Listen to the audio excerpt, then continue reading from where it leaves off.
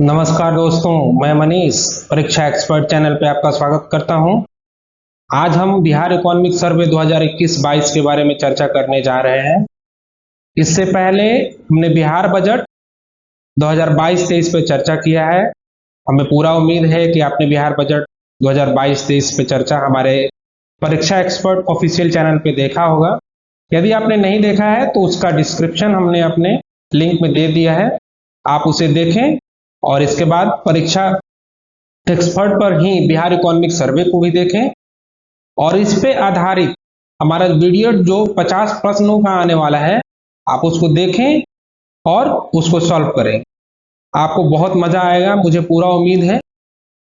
Bihar economic survey और Bihar budget देखने के बाद जब प्रश्न सॉल्व करेंगे आपको बहुत मजा आएगा और आप देखेंगे कि जितने भी प्रश्न हमारे बनाए गए हैं बिल्कुल एग्जाम ओरिएंटेड है। बिहार पीसीएस में जैसे प्रश्न आते हैं ठीक उसी तरह के हमने प्रश्न बनाए हैं और आप उस पेपर को करके बहुत ही आनंद महसूस करेंगे और आपकी तैयारी भी बेहतर होगी, ये मुझे पूरा उम्मीद है। तो आइए हम बिहार इकोनॉमिक सर्वे पे अब चर्चा शुरू करते हैं। इकोनॉमी सर्वे जो है बेसिकली क्या है? इकोनॉमी सर्वे की अगर हम बात की जाए तो सबसे पहले तो इकोनॉमिक सर्वे बजट से एक साल पीछे का होता है, यानी कि यदि बजट 2022-23 का आया है तो इकोनॉमिक सर्वे जो है आप देख सकते हैं कि ये 21-22 का है।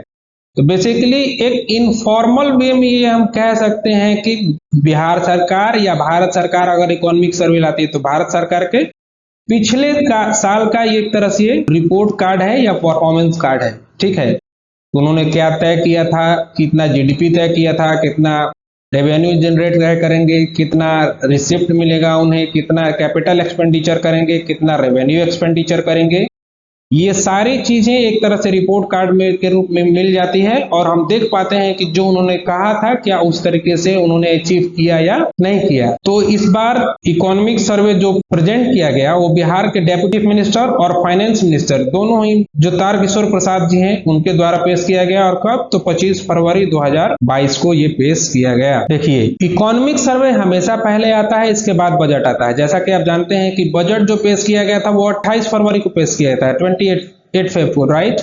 और ये इकोनॉमिक सर्वे जो है 25 फरवरी को पेश किया गया, ठीक है। 21 में इनका जो जीडीपी ग्रोथ रहा था वो 2.5% रहा है, 2.5%। इसी समय में इंडियन इकोनॉमी जो है वो डिक्लाइन की है, इस बात का ध्यान रखेंगे आप।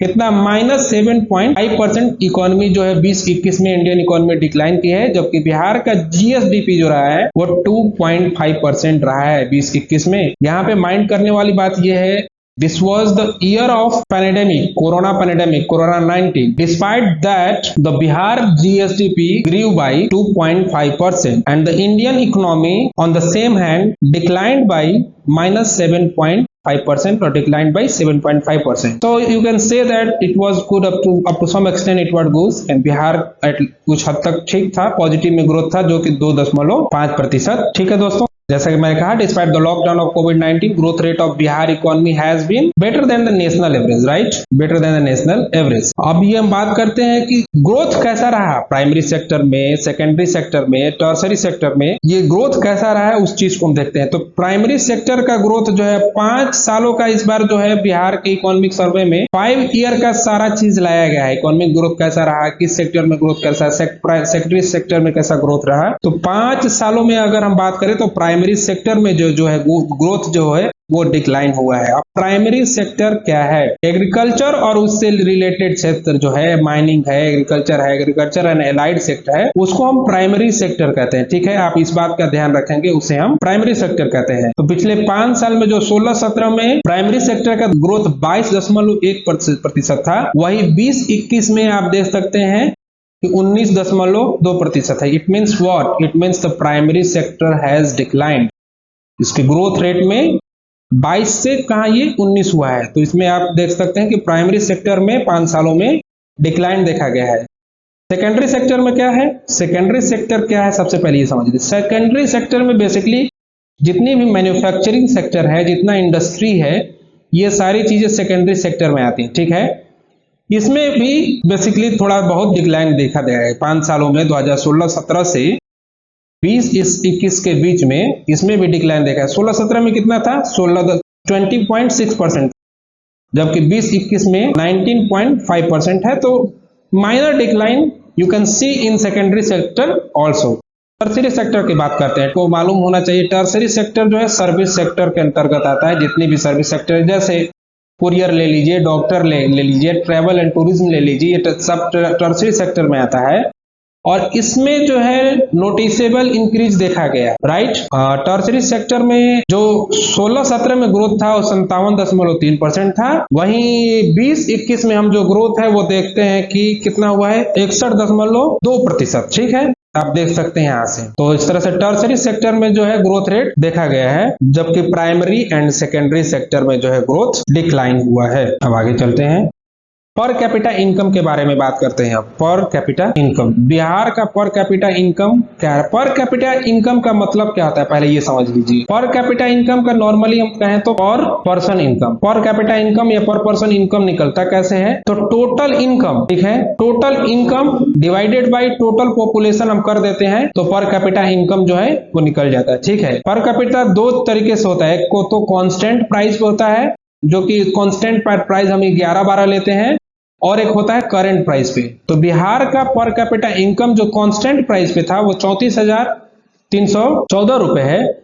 जबकि करंट प्राइस पे 50,555 रुपए। ये पॉइंट याद रखिएगा। ये प्रश्न बन सकता है कि बिहार का करंट प्राइस पे पर कैपिटा इनकम कितना रहा है, तो ये रहा है 50,555। वहीं जबकि अगर हम नेशनल का बात करें, एवरेज देश का बात करें, पूरे देश का बात करें, एवरेज इंडिया लेवल पे, तो ये जो है बिहार से ज्यादा रहा है। आप देख सकते हैं बिहार का पर कैपिटा इनकम जो है वो नेशनल एवरेज से भी कम है। जहां नेशनल एवरेज 86,659 रुपए है, वहीं पर कैपिटा इनकम बिहार का 50,555 है। तो आप देख सकते हैं नेशनल एवरेज से बिहार का पर कैपिटा इनकम कम है। अब हम बात करते हैं बिहार में वो कौन कौन से डिस्ट्रिक्ट हैं जिनका पर कैपिटा इनकम सबसे ज्यादा है। तो इस मामले में जैसा कि आप जानते भी हैं, पटना सबसे ज्यादा अर्बनाइज्ड है, ज्यादा इकोनॉमिक ग्रो किया हुआ है, तो पटना का जो है पर कैपिटा इनकम सबसे ज्यादा है। इसके बाद बेगूसराय का है और इसके बाद मुंगेर का है। पटना का कितना है? 1,31,000 रुपया पर कैपिटा, ये पर एनम होता है, इस बात का ध्यान रखेंगे। वहीं बेगूसराय का 51,400 रुपये है, मुंगेर का 44,300 रुपया पर एनम है पर कैपिटा। ये तो हो गया हाईएस्ट। अब हम देखते हैं पर कैपिटा लोएस्ट कितना है। लोएस्ट में आप हम देख सकते हैं कि सबसे लोएस्ट शिवहर का है, इसके बाद अररिया का है, इसके बाद सीतामढ़ी का है। तो ये सारे उत्तरी बिहार के राज्य हैं, सारे जो हैं नॉर्थ बिहार के राज्य हैं, नॉर्थ बिहार के राज्य हैं, जो कि प्रायः बाढ़ से प्रभावित होते रहते हैं। तो शिवहर का जो सबसे कम है, इसके बाद अररिया का है, इसके बाद सीतामढ़ी का है। तो ये जो per capita income lowest per capita income हो गया। जैसा कि हमने देखा कि पटना का पर कैपिटा इनकम जो है सबसे ज्यादा है, लेकिन शिवहर का जो है वो सबसे कम है। ठीक है, अब हम बात करते हैं कि स्टेट का जो फाइनेंस स्टेटस रहा है, फाइनेंशियल कंडीशन स्टेट का जो रहा है वो कैसा रहा है। तो बिहार सरकार ने फाइनेंशियल ईयर 2020-21 में टोटल जो है एक्सपेंडिचर कितना किया? 1,65,696 करोड़ रुपए, जबकि इसका टोटल रिसिप्ट जो रहा था वो 1,64,903 करोड़ का, यानी कि एक्सपेंडिचर जाहिर सी बात है कि ज्यादा है और रिसिप्ट जो है वो कम है। अब ये कैपिटल एक्सपेंडिचर के रूप में और रेवेन्यू एक्सपेंडिचर के रूप में, जैसा कि हम जानते हैं एक्सपेंडिचर दो तरीके से होता है, रेवेन्यू एक्सपेंडिचर और कैपिटल एक्सपेंडिचर। रेवेन्यू एक्सपेंडिचर ज्यादा होता है, कैपिटल एक्सपेंडिचर कम हो पाता है। रेवेन्यू एक्सपेंडिचर 2020-21 में बिहार सरकार का जो रहा है 1,39,493 करोड़, जबकि कैपिटल एक्सपेंडिचर जो बिहार सरकार का रहा है वो 26,203 करोड़। वहीं अगर हम बात करें कि रिसिप्ट कितना हुआ 2020-21 में, बिहार इकोनॉमिक सर्वे 2020-21 के अनुसार जो रेवेन्यू रिसिप्ट और कैपिटल रिसिप्ट बिहार सरकार का रहा है वो कितना है? तो रेवेन्यू रिसिप्ट जो रहा है 1,28,168 करोड़। आप यहीं से देख सकते हैं ऑलमोस्ट लगभग 10,000 करोड़ का अंतर यहीं पे आ जा रहा है। रेवेन्यू एक्सपेंडिचर 1,39,493 है, जबकि रेवेन्यू रिसिप्ट जो है वो 1,28,168 करोड़ है। वही कैपिटल रिसिप्ट जो है 36,735 करोड़ है। तो आप देख सकते हैं यहाँ पे स्टेट का फाइनेंस हम देख रहे हैं, एक्सपेंडिचर किस तरीके से किया है बिहार सरकार ने इकोनॉमिक सर्वे 2021-22 में। टोटल रिसिप्ट जो गवर्नमेंट का रहा है ये देखा जा रहा है कि इंक्रीज कितना किया गया है। इन 2020-21 the total receipt of the state government has increased by 7.5%। right? While the total expenditure has increased by 13.4% in the same period, right? You can see this, that in the same period expenditure is more than the receipt. So you can easily understand why the fiscal deficits occur. The total outstanding liability of the state government was 2,27,196 crore, यानी कि 2021 में जो total liability था, यानी कि बिहार सरकार पे एक तरह से कर्ज जो था वो 2,27,196 करोड़ था, जो कितना था टोटल जीएसडीपी का 36.7% है, राइट? वही पब्लिक डेट का ये 78% है। तो टोटल लायबिलिटी आप देख सकते हैं कि बिहार सरकार का 2,27,196 करोड़ इकोनॉमिक ईयर 2022-21 में रहा है। अब हम बात कर लेते हैं लास्ट 5 ईयर में। जैसे मैंने कहा कि बिहार सरकार ने जो सारे आंकड़े इस बार इकोनॉमिक सर्वे 2021-22 का दिया है, उसमें डेफिसिट हो या ग्रोथ हो या रेवेन्यू रिसिप्ट हो, लास्ट 5 ईयर का इन्होंने चर्चा किया है, ठीक है? तो लास्ट 5 ईयर 2016 से 16-17 से 20-21 के बीच में प्राइमरी सेक्टर का जो ग्रोथ रहा है 2.3% रहा है, वहीं सेकेंडरी सेक्टर का जो ग्रोथ रहा है 4.8% रहा है, और टर्सरी सेक्टर का जो ग्रोथ रहा है 8.5% बना। अब दोस्तों यहाँ पे प्रश्न क्या बन सकता है, अगर हम बात करें, प्रश्न ये बन सकता है कि आखिरी 5 सालों में या लास्ट के 5 सालों में बिहार सरकार के प्राइमरी सेक्टर में ग्रोथ कितना रहा है, बिहार के सेकेंडरी सेक्टर में ग्रोथ कितना रहा है, या ये भी बन सकता है कि कौन से सेक्टर में सबसे ज्यादा ग्रोथ रहा है। तो आप इस आंकड़े पे ध्यान रखेंगे, टर्सरी सेक्टर 8.5% है, वहीं प्राइमरी सेक्टर 2.3% है। लास्ट 5 ईयर में ही आप देखिए कि एग्रीकल्चर एंड अलाइड सेक्टर का ग्रोथ बिहार में कितना रहा है। तो एग्रीकल्चर एंड अलाइड सेक्टर का ग्रोथ जहां 2.1% रहा है, वही एनिमल एंड हस्बेंड्री सेक्टर का जो ग्रोथ रहा है 10% रहा है, right? And the growth in fishery sector was 7%। So you can see here clearly, in primary sector it was 2.3%, in secondary sector it was 4.8%, and in tertiary sector it was 8.5%. so mind it and try to mug up these facts because the question will be created from these points. अब हम देखते हैं कि total जो खेती बाड़ी हुई है कितने भूमि पे कितने हेक्टेयर में हुई है। तो आप देख सकते हैं यहाँ से क्लियरली कि 2019-20 में 72.97 लाख हेक्टेयर भूमि पे क्रॉप का एक तरह से खेती की गई है, बोया गया है, ठीक है? वहीं जो क्रॉप डेंसिटी रही है बिहार की वो 144% रही है। अब आप क्रॉप डेंसिटी से क्या समझते हैं? क्रॉप डेंसिटी कहने का मतलब है कि एक भूमि पे, ठीक है, कितना फसल लगाया गया, यानी कि आप अगर एवरेज क्रॉप डेंसिटी बिहार का देखते हैं 144% है, इसका मतलब है कि एक भूमि पे लगभग 1.5 फसल लगाया गया, यानी कि 2 फसल भी नहीं लगाया गया है, ठीक है? तो क्रॉप डेंसिटी आप याद रखिएगा बिहार में 144% है। वहीं अगर ग्रॉस क्रॉप्ड एरिया की हम बात करें तो 72,097 लाख हेक्टेयर के एरिया में 19-20 में रहा है। टोटल सोन एरिया जो रहा है वो 50.77 लाख हेक्टेयर रहा है।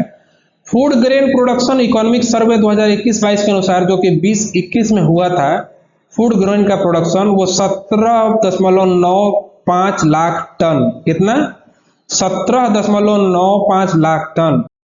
इसमें एनुअल जो इंक्रीज हुआ है 4.5% का इंक्रीज हुआ है। इस बात को आप हाईलाइट करते चलेंगे कि इकोनॉमिक सर्वे 21-22 में जो एनुअल ग्रोथ वो फूड प्रोडक्शन एरिया में रहा है वो कितने परसेंट का रहा है? तो 4.9% का रहा है, ठीक है? अब हम बात करते हैं 2021 में the agriculture sector has the highest share of 48.7% in gross state domestic production and livestock sector has 34.7%। अब एक खेती बाड़ी की बात कर रहे हैं तो देखते हैं कि लैंड होल्डिंग, ऐसे भी बिहार में मार्जिनल और स्मॉल लैंड होल्डिंग सबसे ज्यादा है। तो एवरेज लैंड होल्डिंग क्या रहा है, कैसे रहा है, इसके बारे में हम बिहार में थोड़ा देखते हैं, जो कि इकोनॉमिक सर्वे 2021-22 में इसका वर्णन किया गया है।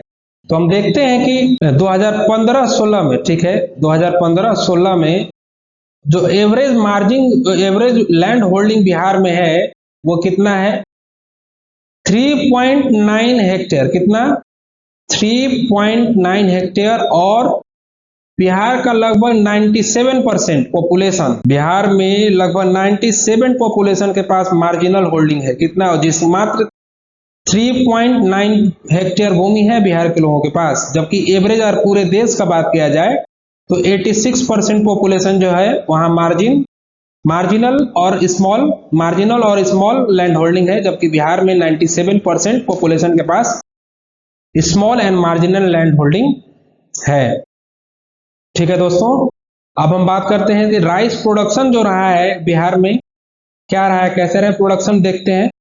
तो 2021 में जो ईयर तो लिया गया है वो 18-19 का लिया गया, लेकिन 2021 में राइस का प्रोडक्शन जो रहा है वो 9.6% के रेट से इंक्रीज हुआ है। वहीं वीट जो इंक्रीज हुआ है उसका जो है 1.3%, और मक्का जिसे मेज हम बोलते हैं, मक्के का जो ग्रोथ रेट रहा है, इंक्रीज रहा है, प्रोडक्शन इंक्रीज हुआ है, वो 5% रहा है। अब मछली, जैसा कि मछली में हम जानते हैं, बजट में हमने डिस्कस किया है कि मछली के प्रोडक्शन में बिहार जो है चौथे रैंक पे आया है, जबकि आंध्र प्रदेश जो है वो प्रथम रैंक पे है।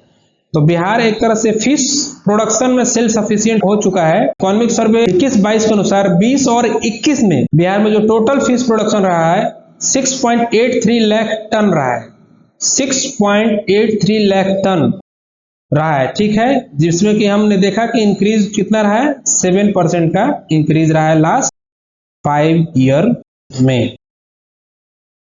एग्रीकल्चर में मेन सोर्स, अब चूंकि एग्रीकल्चर है तो हम देखते हैं कि बिहार में जो इरिगेशन का फैसिलिटीज जो है वो किस तरीके का रहा है। तो मेन सोर्स ऑफ इरिगेशन हम अब बिहार का देखने वाले हैं। ठीक है, main source of irrigation, irrigation क्या रहा है बिहार का मेन सोर्स। तो मेन सोर्स ऑफ इरिगेशन जो है वो बिहार का, मेन सोर्स ऑफ इरिगेशन जो बिहार का है वो ट्यूबवेल है। ठीक है, main source of irrigation Bihar का ट्यूबवेल है, जिससे कि 63.9% लैंड को सिंचित किया जाता है, इरिगेटेड किया जाता है ट्यूबवेल के द्वारा। जबकि दूसरे रैंक पे कैनाल है, कैनाल नहरों, यानी कि नहरों के माध्यम से 30.6% लैंड जो है उसको इरिगेट किया जाता है, सिंचित किया जाता है बिहार में। अब हम बात करते हैं एनर्जी सेक्टर के बारे में। बिहार इकोनॉमिक सर्वे 2021-22 में एनर्जी सेक्टर का क्या हालात रहा है बिहार में। प्लान जो है 7 निश्चय 1 जो चला था 2015 से 20 के बीच में, उसमें तीसरा कंपोनेंट जो था वो एनर्जी सेक्टर था। इसमें क्या हमने किया था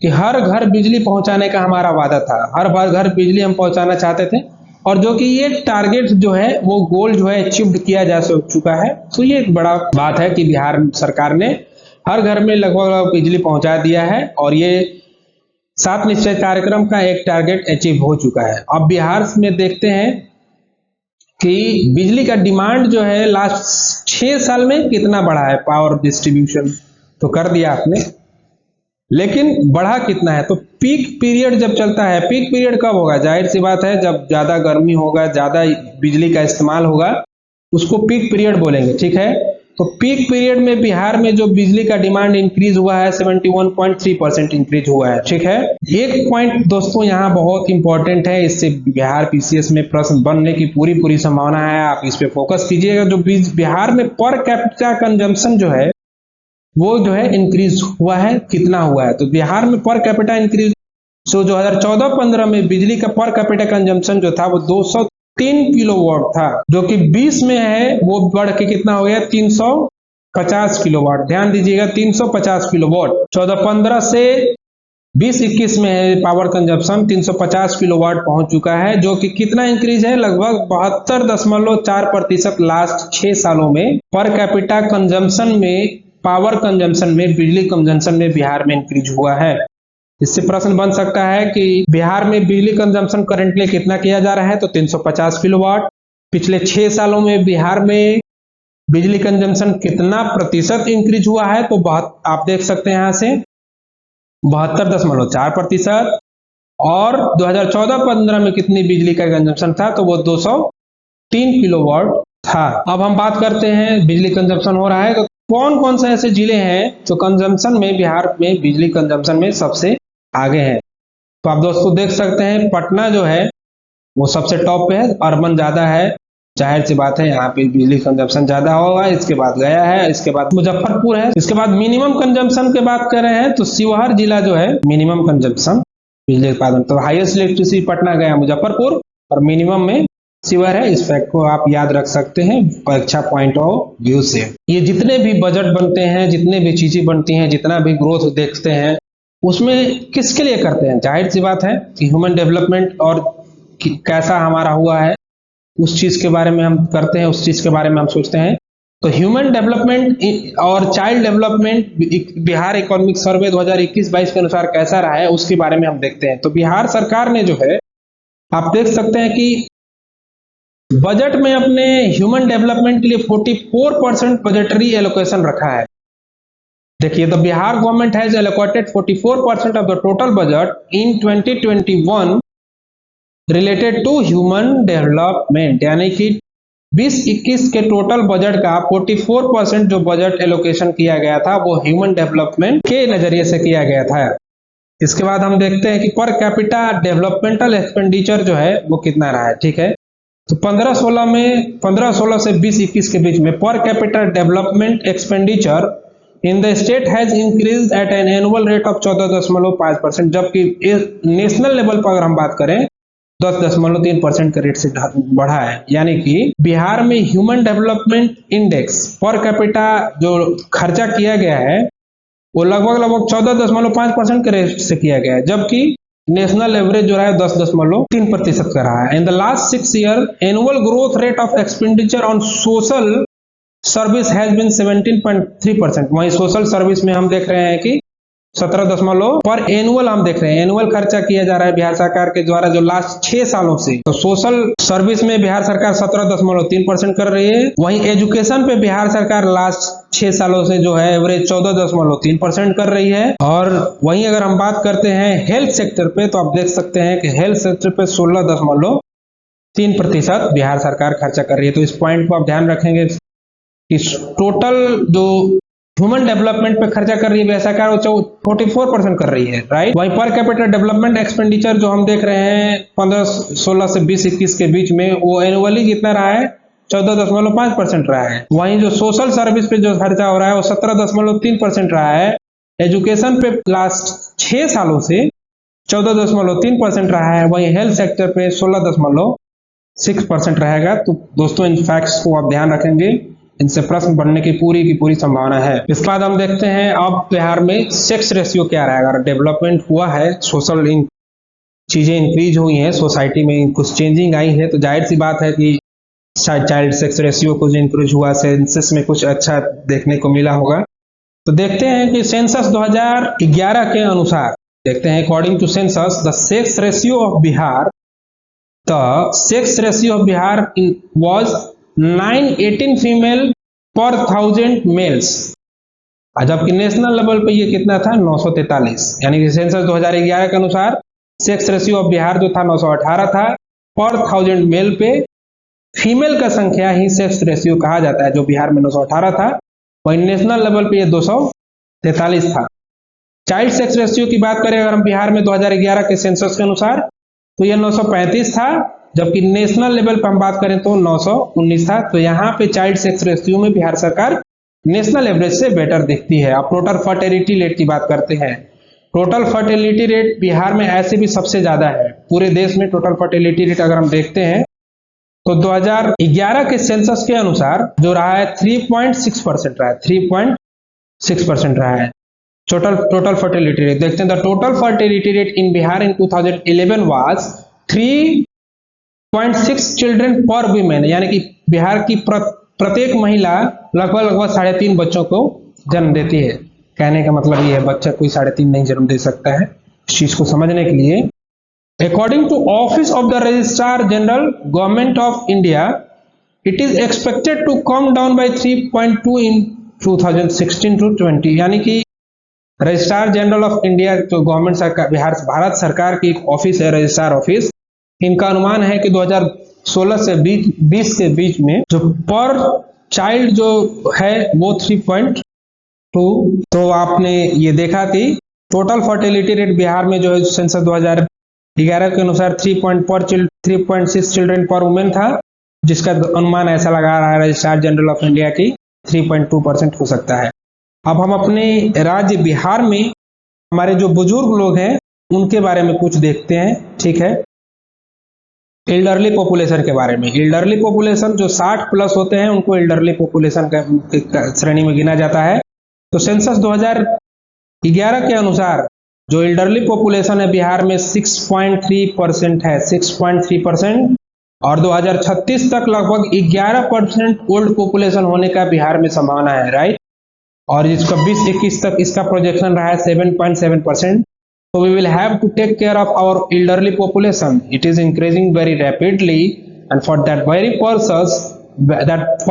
purpose, we will have to increase the basic facilities for the elderly population as well as the common population of our state as well as for the nation. तो आप देख सकते हैं कि सेंसस 2011 के अनुसार 6.3% था, जबकि इसका प्रोजेक्शन 2036 के लिए किया गया है वो लगभग 10.9% दिया हुआ है, यानी कि 11% ये होने का संभावना है elderly population of the Bihar. अब आते हैं कोविड के बारे में, कुछ बिहार इकोनॉमिक सर्वे में कोविड के बारे में जो चर्चा किया है उसके बारे में बात करते हैं। तो बिहार में जो कोविड का शुरुआत हुआ, कोविड का टीकाकरण का शुरुआत हुआ, पहला फेज वैक्सीनेशन जो शुरू हुआ था, फर्स्ट फेज वैक्सीनेशन जो शुरू हुआ था, कब हुआ था? कोविड-19 के टीकाकरण का जनवरी 2021 में शुरू किया गया था। इसमें सबसे पहले जो थे मैदान पे वर्कर जो थे, जैसे डॉक्टर थे, नर्सेस थे, उनको दिया गया, फिर एल्डरली पॉपुलेशन को दिया गया, फिर 18 प्लस वाले पॉपुलेशन को दिया गया।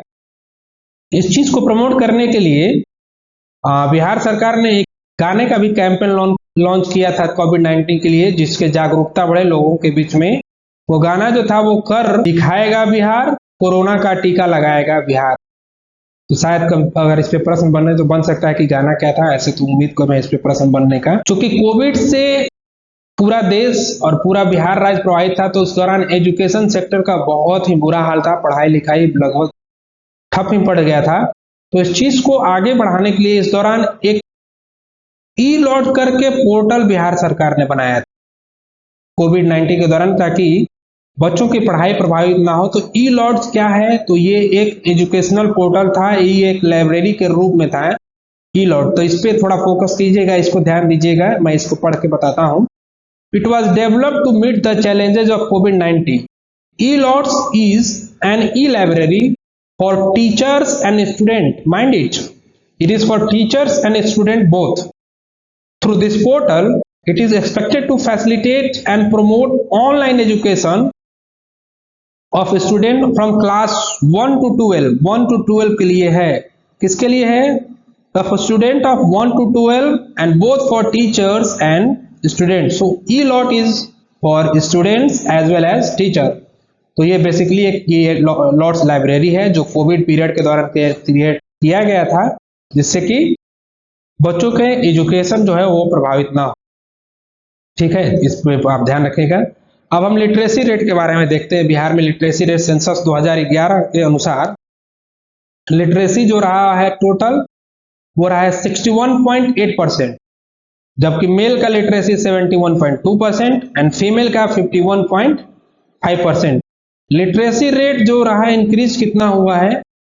2001 से 11 के बीच में लगभग 17.9% लिटरेसी रेट बिहार में इंक्रीज हुआ है। माइंड इट, 2001 से 2011 के बीच में ये दिया गया है। बिहार इकोनॉमिक सर्वे 2021-22 में लिटरेसी रेट 17.9% जो इंक्रीज दिखाया गया है वो 2001 से 2011 के बीच में। तो आप इस बात का ध्यान रखेंगे। इसके बाद दोस्तों 2013-14 से ही बिहार सरकार एक स्पेशल बजट पेश कर रही है, जिसको कि बिहार सरकार ने नाम दे रखा है जेंडर बजट, राइट। 13-14 से आप देख सकते हैं कि एक जेंडर बजट बिहार में पारित किया जा रहा है, पास किया जा रहा है। और उसका नोडल एजेंसी जो है जेंडर बजट को देखने वाला है पब्लिशिंग। देखिए, Bihar government is publishing gender budget since 2013-14। Gender resource centre has been made the nodal agency. क्या? Gender resource centre. ये जेंडर रिसोर्स सेंटर जो है उसको नोडल एजेंसी के रूप में बनाया गया है। अब total expenditure on the women has increase by 4.5 times between 13-14 to 19-20। ये पॉइंट मार्केबल है, इस बात का ध्यान रखें। 13-14 से लेके 19-20 के बीच में जेंडर बजट के वजह से ही जो महिलाओं के लिए खर्च किया जाता है बजट में, उसमें 4.5 गुना की वृद्धि की गई है। कितना? 4.5 टाइम्स की वृद्धि की गई है। कब से? 2013-14 से 2019-20 के बीच में। तो जेंडर बजट की वजह से ये किया गया है, इस चीज का ध्यान रखेंगे। तो दोस्तों ये था हमारा टोटल इकोनॉमिक सर्वे 2021-22 का डिस्कशन। अगर आपको हमारा डिस्कशन पसंद आया है तो सर्टेनली मुझे पूरा उम्मीद है कि आप इस चीज को लाइक करेंगे, अपने दोस्तों के बीच में शेयर करेंगे और हमारे चैनल को सब्सक्राइब करेंगे। आप अपने दोस्तों से बताएं। दोस्तों इसके बाद हमारा नेक्स्ट वीडियो जो आने वाला है वो बजट और इकोनॉमिक सर्वे दोनों पे ही क्वेश्चन और आंसर के फॉर्म में यानी कि एमसीक्यू के फॉर्म में आने वाला है। आप उसको देखें और सॉल्व करें और मुझे पूरा उम्मीद है कि आप सॉल्व करेंगे। और क्वेश्चन हमने जो बनाए हैं बिल्कुल बीपीएससी के लेवल के बनाए हैं, जहां से आप देख के अपनी तैयारी बेहतर कर सकते हैं। Thank you very much.